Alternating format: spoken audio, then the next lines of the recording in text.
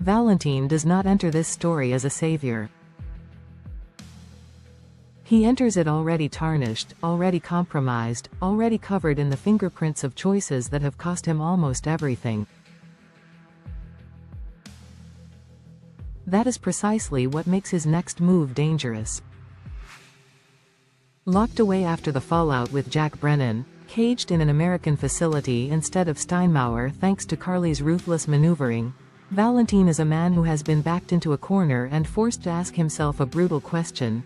If the system is rigged, how far is he willing to go to protect the one person whose survival has ever really mattered to him?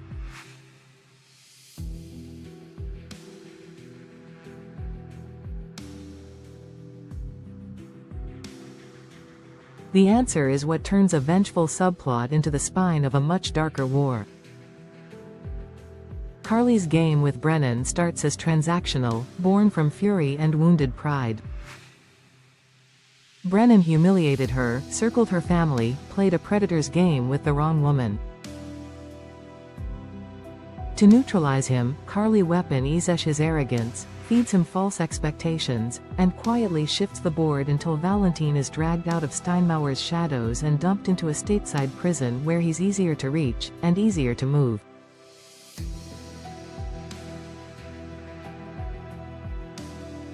She thinks she is trading a monster for a weapon she can control, a mutually beneficial alliance that lets her burn Brennan to the ground and walk away. What she doesn't calculate fully, what almost no one calculates, is that Valentine's agenda was never limited to revenge on Brennan. That was just step one in a calculus that has Anna at its center. Behind bars, Valentine is not idle. He listens. He watches. Rumors travel through steel and concrete more efficiently than through marble hallways, especially when they are laced with the names of old devils. There are whispers of a project tied to Cesar Faison that never quite died, only mutated. Carefully routed funds, missing shipments, encrypted communications bouncing off the same dark channels that once fed Faison's empire. Valentine recognizes the pattern not as theory, but as confirmation of something he has tried for years to bury. Faison's last investment was never just about chaos. It was about legacy, about designing a system that could survive him. And someone is running it. As these threads tighten, news from the outside starts to bleed into Valentine's world in jagged fragments. Anna compromised. Anna taken. Anna trapped in a scenario soaked in psychological warfare, with the specter of Faison looming over every move. Reports are contradictory by design, but a pattern emerges. Someone is using Anna's worst trauma as a weapon, curating details so deliberately that it stops looking like coincidence and starts looking like orchestration.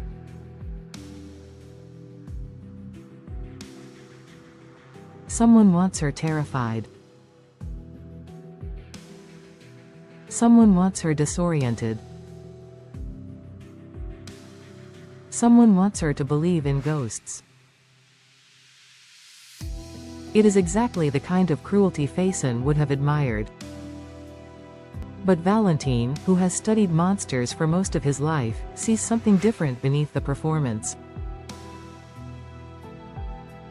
The details are too calibrated, the narrative too aware of Anna's private fractures. The messages, the staging, the callbacks to moments she never shared publicly. This is not simply homage to a dead madman. This is personal. This is someone who understands the architecture of fear, and is weaponizing Faison's memory to break her from the inside out. While Port Charles scrambles to decide whether Faison is alive, Valentine makes a quieter calculation. He does not believe in ghosts. He believes in architects. His mind catalogues the names of those with access to Faison's files, those who slipped through the cracks when empires fell, those who benefited from staying invisible while louder villains took the bullets.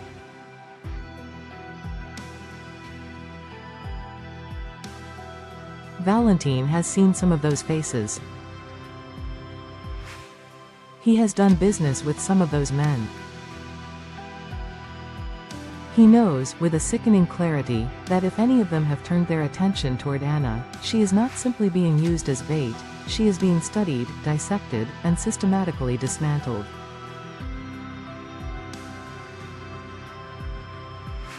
That is the moment his imprisonment stops being punishment and becomes intolerable obstruction. The walls are no longer just about his crimes, they are about her chances. Valentine understands that institutions will debate. Committees will convene. Jason will follow leads. Jordan will sign warrants. Dante will run down evidence. But all of them are chasing a ghost, arguing over whether Faison walks again, while the real mastermind hides inside that manufactured doubt. Valentine cannot accept that timeline. He doesn't have the luxury of faith that the process will work fast enough, or cruel enough. He has knowledge none of them have and sins none of them will forgive.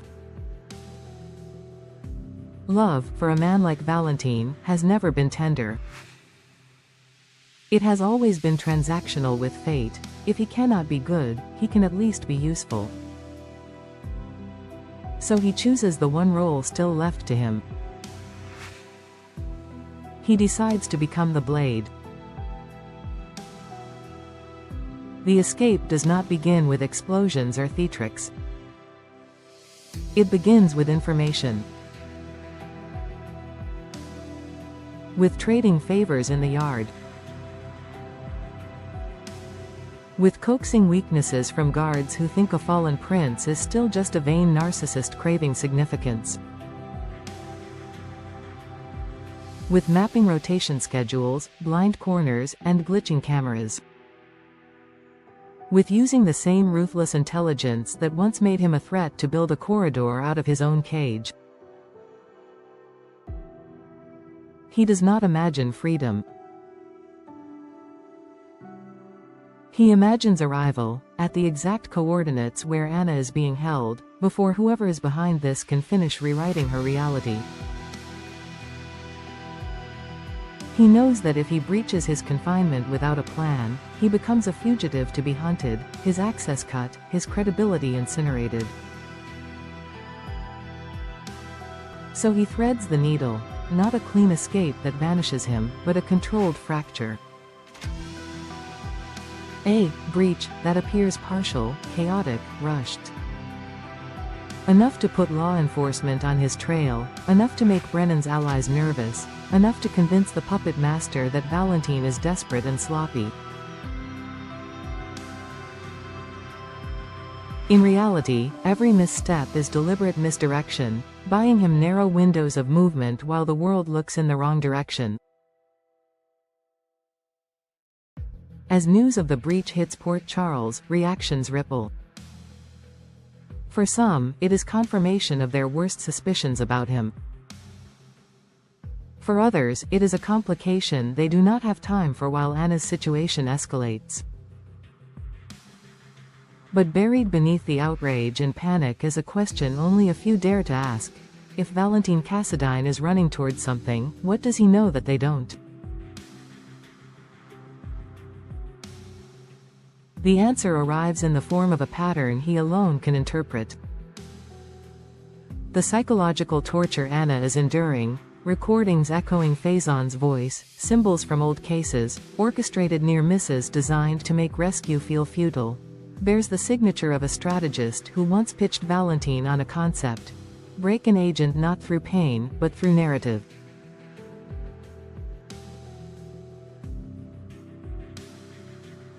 Rearrange her memories until she no longer trusts her own instincts.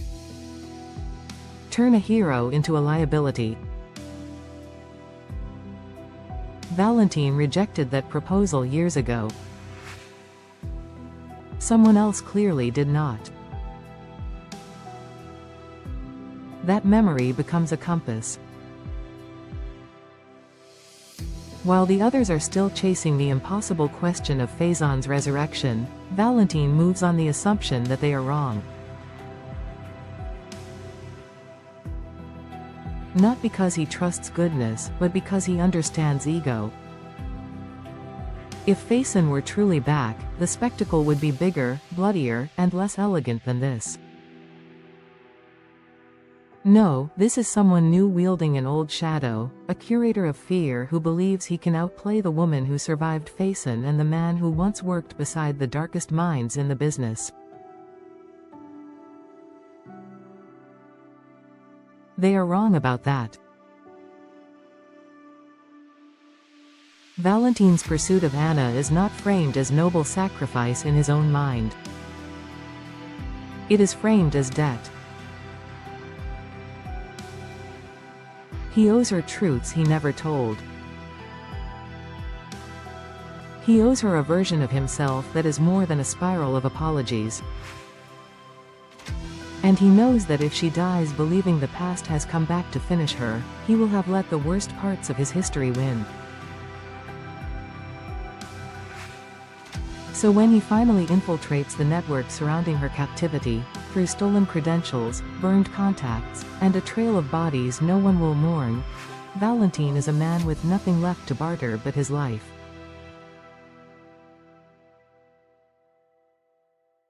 He walks into the lion's den not as a ghost, but as a declaration.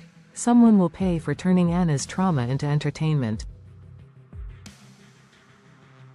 The confrontation that follows is not a simple shootout. It is a psychological collision. The mastermind thinks he understands leverage. He has studied Anna's file, dissected Faison's obsessions, counted on the paralysis of law enforcement procedures. What he has not accounted for is Valentine's intimate familiarity with the machinery of monsters, and his absolute refusal, this time, to stand beside one. Valentine exposes the fraud at the heart of the nightmare. The recordings, the staged messages, the manipulated intel designed to convince Anna that Faison still owns her. Piece by piece, he tears down the illusion in front of its creator, proving that the only ghost in this story is the one they chose to invoke. Saving her is not clean. It costs blood. It costs the last shreds of plausible deniability he has. By the time the smoke clears, Valentine may be recaptured, critically wounded, or forced even deeper into fugitive status. But the narrative has changed. Anna is no longer a prisoner of a resurrected demon, she is the survivor of a calculated human cruelty. The threat is no longer mythical, it is identifiable, prosecutable, and, above all, mortal. And that shift, born from Valentine's interference, is the real victory. What follows is messy. The world will paint Valentine as criminal, vigilante, liability. Some will insist he staged the entire saga to play the hero. Some will demand he rot in a cell for the rules he shattered. Anna herself will be left with a knot of conflicting truths. That her sense of herself as the lone hero was used against her, that she needed help when she least wanted it, and that the one man who broke the law to save her is the one who has broken her heart more than once.